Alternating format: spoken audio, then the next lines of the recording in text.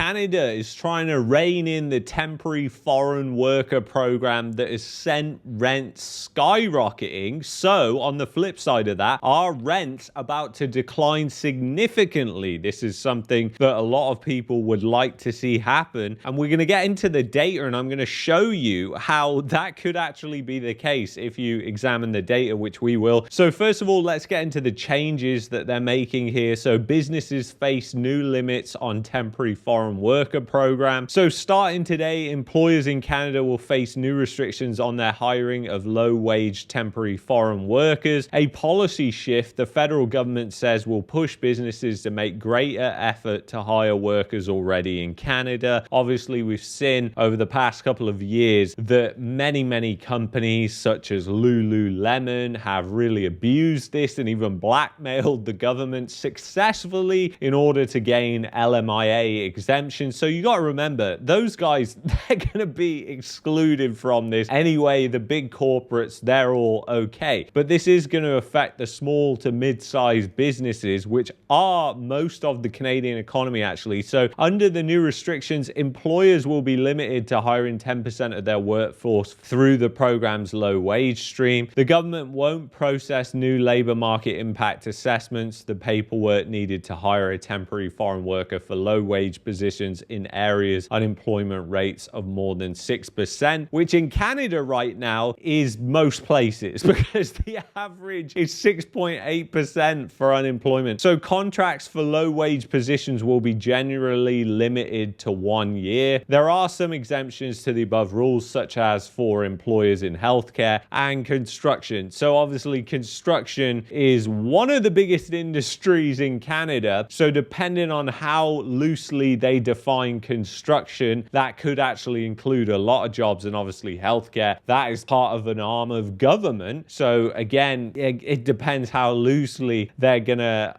apply these rules. But here's the thing, this does impact the psychology of a lot of people moving to Canada, and I think a lot of people who are moving to Canada as well and considering the move are starting to see that the shift is going towards, we don't actually want any more immigrants. We've had enough of this mass migration, and that in itself, just a shift in sentiment, will put a lot of people off moving, believe it or not, because they don't want to go to a place where they think, even though it might not be the case, that they're not going to be welcome. So the federal government is aiming to rein in the temporary foreign worker program after it loosened hiring rules in the wake of the pandemic. In recent years, the low-wage stream has seen particular growth, with the number of positions approved through this stream nearly quadrupling from 21,000 to 83,000. I mean, in terms of the total numbers that we've seen, it's really nothing actually. So I think this in and of itself is not a massive thing. But when you look at what's going on with temporary residents, that has fell 48%. And this is where it gets really interesting, is when you look at the chart, and then we'll look at the rent charts, and then you can connect the dots. It's really easy to see what might happen here. So Canada saw a 47% drop in net flow of non-permanent residents. Canada's non-permanent resident population growth is very abruptly slowing. The net flow fell to 118,000 people in Q2 2024. That's about 23.7% smaller than the previous quarter. It represents a whopping 46.8% drop over last year, and the smallest quarterly advance in 6 quarters. Despite being a cut, you're probably thinking 118,000 people is still a lot for a quarter, and you're not alone. So when you look at this chart here, you can clearly see that a trend is forming here to the downside after this just insane. I mean, we got up to nearly 1.2 million people in 2023, which is just unbelievable when you really think about it. But then when you go to a chart of what happened with rent prices and rent inflation, this is where things get really interesting. So obviously 2023, and this really happens with a lag, because in 2020, if we go back to that chart, that was when you had the non-permanent resident flowing in actually went negative in 2020. So what happened to rent inflation? Well, just a year later, I mean, it did consistently decline with that, but just a year later in 2021, it hit a real low, like a low we haven't seen in decades, and nearly actually slipped negative. And that's when they said, hold on a minute, we can't have that. Our whole entire economy is built on getting all these foreigners to come over and rent places, so all of us can buy them up. We can buy up all the houses and we can rent them out. Investment properties for everybody. And guess what? The taxpayer, all these foreigners coming in,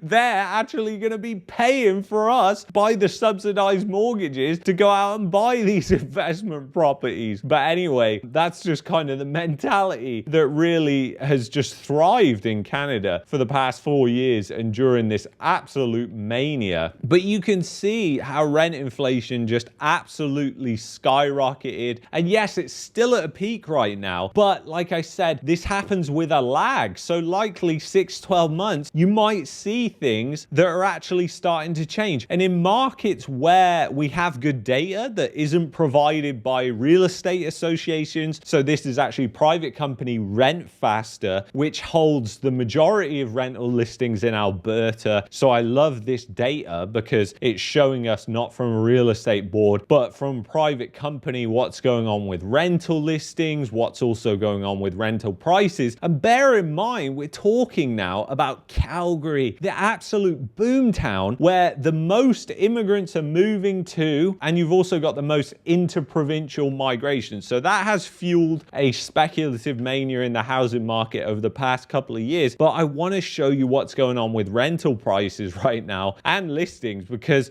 it is really interesting. So you've got listings that have doubled and are at a high that we have not seen in the past decade. So as long as the data goes back, you can't see a high like we've got here. There's now 8,256 listings in Calgary. That's nearly double over the previous year. So there's a massive piling up of rental inventory that's going on in, guess what? That boom town where everybody's moving to. But obviously the one thing that I failed to mention there is the unemployment rate in Calgary is one of the highest of big cities in Canada. So the unemployment rate is high. So it doesn't matter if you've got loads of people coming in. If those people can't get jobs, can't afford to live there, then guess what? They're not going to be renting places for $3,000-4,000 a month, are they? And that's the thing. These cycles are fueled by the unemployment rate. They're not fueled by what people want to do. When we went to Calgary originally and we went to our first rental property, the people were trying to sell that house. They couldn't sell the house because the housing market was so bad. And then they were trying to rent it out. And when I was chatting with them, they didn't want to leave Calgary. But guess what? They fell on hard times, lost their job. They had to go back to BC in order to get a job. So a lot of these people, they don't move out of choice. And if they've got financial commitments like a house, well, guess what? They've got to go find a job pretty quickly in order to pay that and get a renter in there. And that's probably what you're seeing happen, which is exactly like these cycles. And I wish we had more data here. In fact, I might even contact Rent Faster and see if I can get some more historical stuff on this, because that would be really interesting. So you can also see here, the average price for rentals is down year over year. So it's 2,170, and last year it was 2,300, and it's declining from the peak price, and it failed to overtake the peak from last year. So you've got clear signs that are coming from